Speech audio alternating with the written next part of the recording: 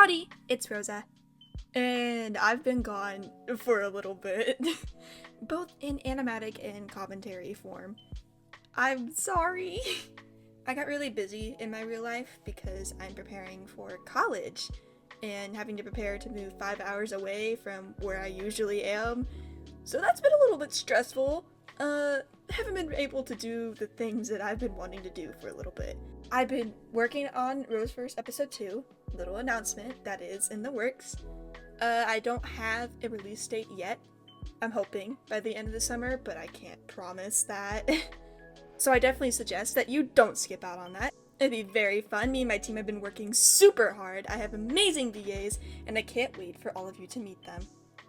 Though today, what exactly am I doing? I'm sure you've read the title and you're a bit confused, considering the fact that I have already redesigned these characters before. Redesigned the redesigns. I have been down this route before, so why am I redesigning these characters when I've already done this? Well, to keep it short, I don't like the old designs. It was the same problem in the old ones. One thing that I stated when I was making that new video series was that I didn't like the old designs because they were too restrictive. But then I proceeded to make very restrictive designs. I was in a point of my art career where I was very, very scared of going out of my comfort zone. You can see it in my old designs. They are very, very meh. They're not bad, but they don't have any sense of personality. You can tell who the characters are, but it's not really them, and it was kind of upsetting to look at those designs, knowing I did them for a whole entire video and being very disappointed in how they came out. Because I like to think that I've improved over the past year, I'm going to be redesigning those redesigns. This time, actually going out of my comfort zone. I will be also talking a little bit about the characters while I'm drawing this, because I feel like a lot of people don't really know what's going on with the RoseVerse characters and how they're different from the canon Undertaleau characters. And so I'm here today to tell you. Let's get started. I was in a pretty bad art block when I was designing Ink, which is kind of interesting. Ink has always been really difficult for me to design.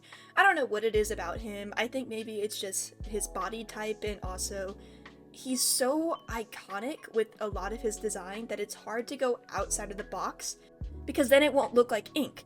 And I desperately didn't want that, but I also wanted him to look different from stereotypical Inks that we've seen in the past. So I did a bunch of warm-up sketches of poses I think he would do, and basically just trying to get as much warmed up as I could, and I decided to do a different type of style for the reference sheet. As you can see, I added like a paper background, and I got to work. I started sketching him and started to do a little facial expression practice first. When I was making Ink, I knew already that I wanted to get rid of the stereotypical vials, because Ink in RoseVerse typically does close combat. If he was fighting up close, people could easily just grab his vials off of him, and that's just not gonna work. He's gonna get killed, and then they could take him and dump him out, and then he'll be left without a vials in his soul, and he'll turn into a husk. I knew I had to get around that by figuring out what I wanted to do with his vials, how I wanted to make his design different, and how I wanted to change up his scarf and his pants. I gave him some lawn pants. I did struggle to keep the lawn pants. I really wanted to try to do the shorts, but they just weren't working out. I kept his Ink sleeves because I really do like them and I think they're really creative. And I kept him barefoot. In the old one, I had basically covered his feet completely, but I don't think he would actually have that in this design. It's just not him, and I was just scared to draw his feet because I don't think anyone likes drawing feet. I was originally going to add his brush in this drawing, but I realized it took too much room, so I decided to focus on just him, and I didn't add any weapons besides his ink, because that is his main form of weaponry. His brush doesn't really do anything for him when he fights completely with his ink. So I decided to put the vials, to solve the whole issue, into a little bag that straps around him and is around his waist, so he can quickly grab the vials if he ever needs it, and it's a lot harder to get away. I also just went back to his standard typical pants, but I didn't make them as much of a flare pants as Canon Ink. because I didn't think they suited him in RoseVerse. I just made them regular pants with the same type of design and same style. I kept his green shirt because I really did like that inclusion, and I also kept his different colored eyes as a way to symbolize his past and when he was a child, because his different colored eyes do play a role in him in the future. Ink is probably one of the most expressive characters in the RoseVerse cast. He can go from super eccentric and super calm in an instant. I also started to work on his little tidbit information. When Ink was a kid, he did fall off a bunch of trees, and he has a lot of scars on his arms. Physically, Ink is 25, his pronouns are he, him, he's best at close combat, and he can regenerate his limbs. He is autistic and has horrible memory. He is also pansexual and aro ace.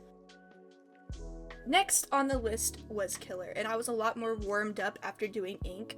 I was so insecure when I was first working on him because I was looking at old art and I was thinking, maybe my redesigns aren't going to be good. Maybe I can't do this. But then I started to get more confident after Ink because once I got to the rendering process and actually got a sketch down, I was a lot more confident. And so here, I was trying to get a good standing pose for him. I didn't want it to be basic because this was going to be a pose where he was a lot more joyous, and I also wanted to show off his weapon, and so trying to find a good standing pose for him was a little bit difficult, I will admit. This was the hardest part. It was basically redesigning Killer and trying to figure out what I wanted to do with him. The old design was one of my least favorites that I had made, mainly because it was so restrictive. I had an idea that I wanted to execute, but it was obvious that I was too frightened. So I kept some things from the old design and got rid of a lot. I kept the patchy pants, but I also changed them up to be a little bit more eccentric. I also did some more doodles so I can get into the groove of drawing his actual jacket. I gave him shorter sleeves. And the old ones, they were more ripped off, but I don't think he would actually have those in RoseVerse canon. I think Nightmare would actually keep the game pretty cleaned up because he wants to have good presentation. I also got advice from the Killer VA, KJ. You should go follow him, he's great. He gave me some pictures and inspo pictures of what Killer's weapon should be, and I decided to go with a boomerang knife. Mainly because Nightmare wanted the team to have a different set of weapons that aren't connected to their magic, just in case they start to run low, so they can continue to defend themselves. And Killer actually quite liked his. The others don't tend to use theirs a lot, but he uses his a lot, and also his magic quite a bit. I gave Killer his regular jacket. I actually cut it a little bit, and I also changed up the top that he wears under his jacket. I wanted to make it very clear that he was scrawny because in the old one it doesn't really show as much, but he's very much scrawny. I gave him his patchy fucking jeans, and I also changed up his expression to be something a little bit more silly, and I finished up his actual weapon. I gave him his red tennis shoes because I feel like they're so iconic to his design and who he is now. I had to give it to him. I also gave him some punk bracelets that have a little spikes on them because I think it would also help him in combat, and also he just feels cool with them. So he definitely added that. I made him give a little middle finger because he is Killer Sans. I was gonna give him a red jacket, and it looked really cool, but I decided to go with the purple because I feel like it's iconic at this point. I've gotten fan art of Killer with the purple jacket, and everyone knows it as RoseVerse Killer, and I felt like I couldn't get rid of that. I had to keep the purple jacket. It is iconic. It is Killer. And so that is his actual final design. He is 15 in episode 1, and in episode 4 he is 17, and in the main story he is 23 to 25. His pronouns are he, him, he prefers close combat, he's flexible as hell and will dodge anything, and has a frog named Gus. He is also pansexual.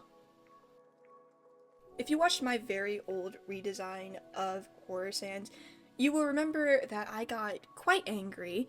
Horror gave me fucking issues in the middle of the video.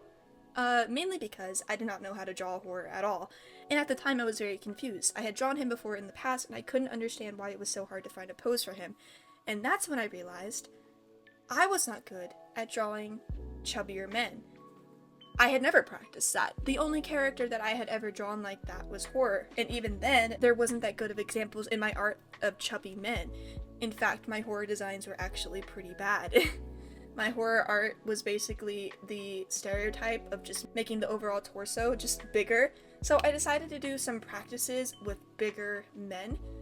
specifically looking on Pinterest and referencing those photos, and also doodling him with Frisk, who has a smaller and skinnier body type, to really understand how his body type is different. I think that specific image helped a lot, that comparison, and after that I got more into the groove of things and I got more confident with how he was supposed to look. I then started on a pose, and it was pretty hard to pose him because, again, I was still struggling and I was trying to figure out how big I wanted to make Horror. I knew that I wanted him to be beefy but also have a stomach, and mainly because I believe that with his magic running like really badly and the magic being unstable in the underground, it makes the monsters look fucked up and crazy like they do in Horror Tale. It makes them have really crazy faces, and it makes them lose their minds. I would think it would make them lose their body. Mainly because magic is the centerpiece of who they are. Having a lack of magic really affects who they are as people. I think it would also affect how they look. And though he's starving, I think he would grow and turn it into an actual monster. And I think that would be the effects of Horror Tale. Them growing into actual monsters. They become the monsters in the fairy tales and storybooks that the humans would write about them. So he grows a bit bigger, he gets a crazy eye, and his eye can never close. His body grows thicker, and he grows taller, and he gets more beefy, and overall becomes a lot more menacing. And though he doesn't try to be, he is definitely someone scary to look at. And it's quite a shock when Eliza falls down and he's actually not scaring her. She doesn't really care. She's not really affected. And mainly that is because Eliza grew up on that type of media and was never really scared. She saw a lot of scary movies. She saw a lot of scary things when she was living with her parents. Things that she probably shouldn't have seen at her age, but she did. And seeing them in person really didn't scare her. She found a lot of comfort in those types of people because she always thought that they were being hurt and wrongfully hunted down in those movies. And getting to see them in person and still having that same sentiment was really sweet. I again got advice from Horror's VA and RoseVerse, Reaper VA. I asked him what type of weapon that Horror should have and what his design and actual outfit should be like, and he suggested that I give him a very certain axe. And he sent me a bunch of reference photos, and he also said that I should make Horror really bundled up, mainly because he probably doesn't want to have cold air going in through his socket, his open head wound. And I agreed, that probably sounded like a nightmare, no pun intended. So I gave Horror his regular hoodie, and then under it, just a sweater, just something really thin, and then a jacket all over it. So he is very bundled up. He is very prepared for the winter and also to keep from being like really cold because of his head wound. I also gave him different boots than the ones he had before. They were kind of boring. I gave him like combat boots, like big heavy boots and very, very baggy clothes to, again, stay warm. And then I also shaded his actual axe and figured out the colors that I wanted for him. I wanted him to look a little bit different from the other Sanses, mainly because he still has his humanity intact, and so he still looks like a Sans a little bit.